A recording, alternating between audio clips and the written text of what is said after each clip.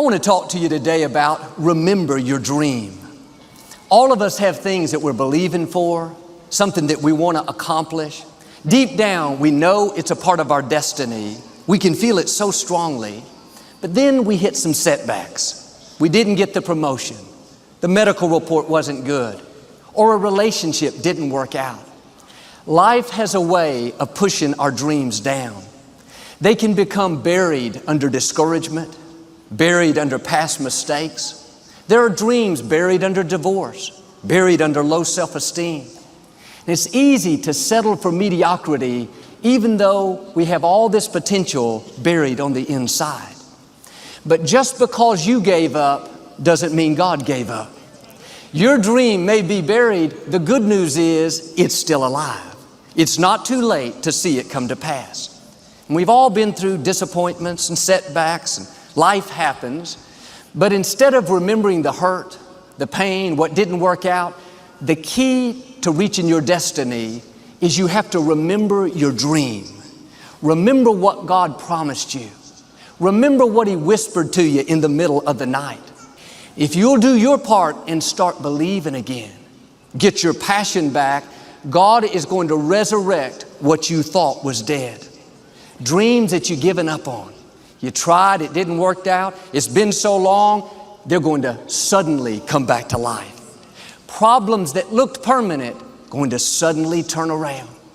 What should have taken years, God's going to do in a fraction of the time. He hasn't changed His mind. He has the final say. Now, don't let circumstances talk you out of it.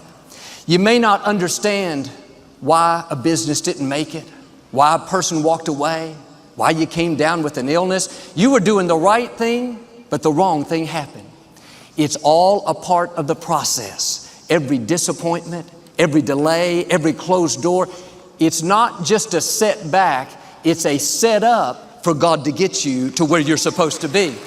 And it may be taking a long time, may look impossible. All it takes is one touch of God's favor. What are you remembering? The hurt? The pain, what didn't work out? Turn it around and remember your dream. What has God put in your heart? What did you used to be excited about? Now you think it's been too long, it's too big, it's not possible. You don't think you could write the book, finish school, see a marriage restored, start the business. No, get your passion back. You have not missed your opportunity. You have not had too many bad breaks. You're not lacking. You didn't get shortchanged. When God breathed life into you, He put in you everything you need to fulfill your destiny. People can't stop you. Bad breaks, disappointments, loss. The Most High God is on your side. You have royal blood flowing through your veins. There are seeds of greatness in you right now. Dreams so big that you can't accomplish them on your own. It's going to take you connecting with your Creator, believing that you're a person of destiny, that He's directing your steps, that if He be for you, who dare be against you? Instead of, I'll never be in management. I'll never get the promotion. This company, they don't even like me. You're putting more dirt on your dream. You're burying it deeper. Get your shovel and start digging that dream out. Some of you have done this so long, you need a backhoe. You need some heavy equipment. That dream is way deep, but you can dig it out. You can bring it back to life. It starts in our thinking, in what you're believing, in what you're saying. No more, it's never going to happen.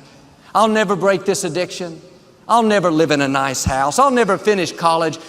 You may need to get alone in your quiet time. Search your heart. Say, God, anything I've pushed down, anything I've given up on, show me what it is. God, don't let me die with any dreams still buried on the inside. Have you allowed any dreams to get buried in you? At one time, you believed you could do something great. You believed you could lead the company in sales. You believed you could break that addiction. But it's been a long time. Had some bad breaks. Wasn't all your fault. You could easily settle where you are. Nobody would fault you. God sent me to light a new fire on the inside. That dream is still alive. You may have tried a year ago, 5 years ago, or 40 years ago. Didn't work out. Nobody was there to help you.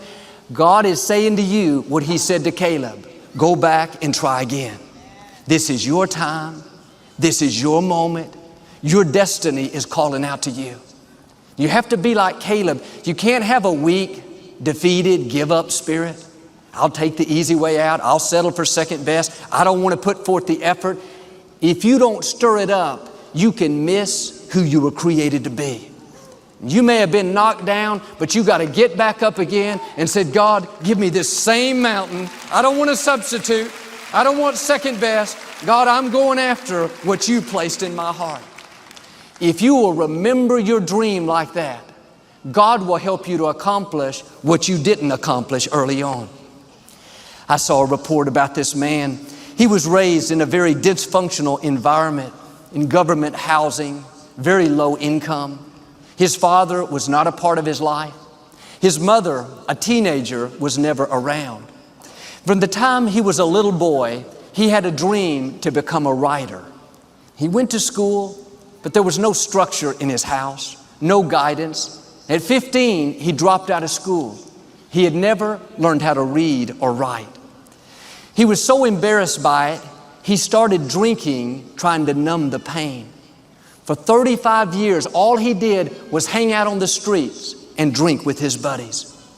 One day, something rose up in him like fire on the inside.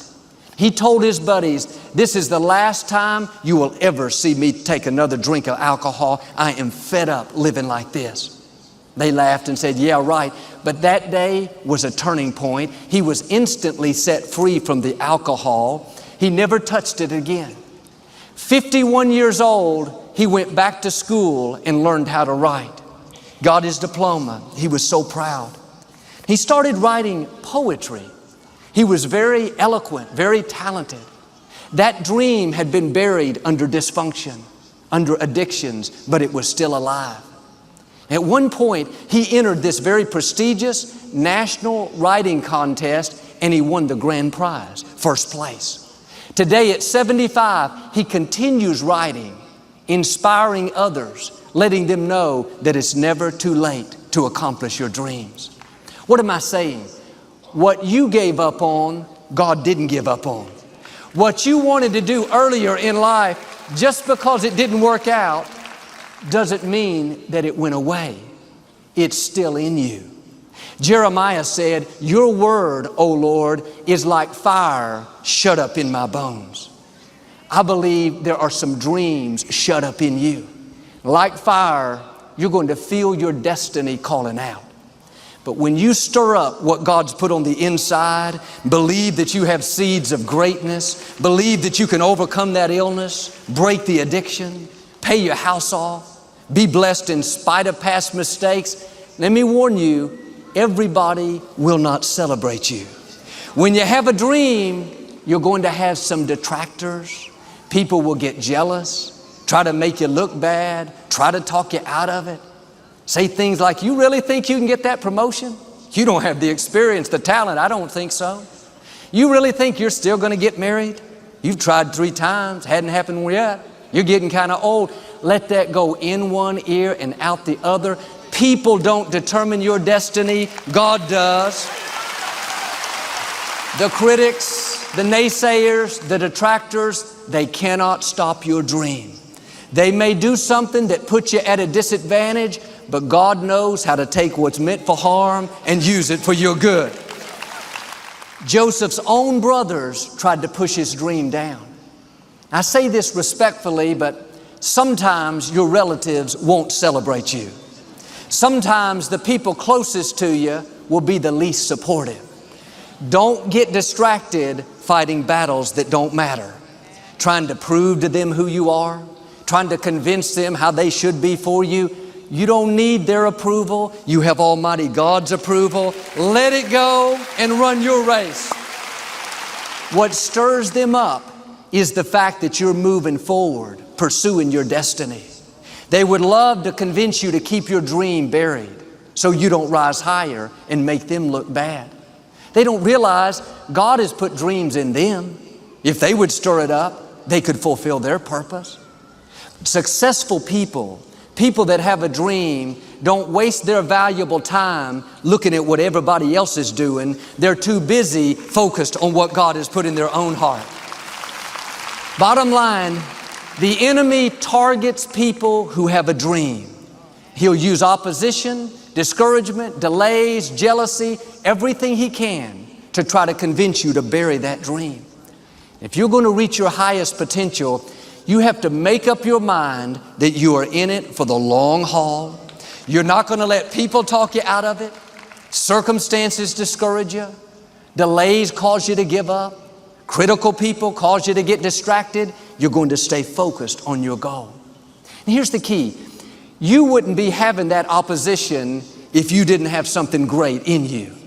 If your dream wasn't alive and on track, right on schedule to come to pass, you wouldn't have so many things coming against you. But when the enemy looks at you, he says, oh no, here comes another dreamer. Here comes another person full of faith, believing that they have seeds of greatness, not moved by their circumstances, not upset because they have a delay. They're a dreamer. They know they have the favor of God. They know because they believe all things are possible. They know God can make a way when they don't see a way. Friends, when you're a dreamer, you're dangerous to the enemy. You give him a nervous breakdown. He knows you're headed to a new level. He knows you're coming into overflow. He knows you're going to set a new standard for your family. And here's the most important thing. He knows there's nothing he can do to stop you. The forces that are for you are greater than the forces that are against you. But he will work overtime trying to convince us to settle, to give up, to stay where we are. You have to remember this principle. When negative things happen, that's not stopping your destiny. That's a sign that you're on your way to your destiny. Every delay, the setbacks, the disappointment, that didn't stop your dream. It's all a part of the process.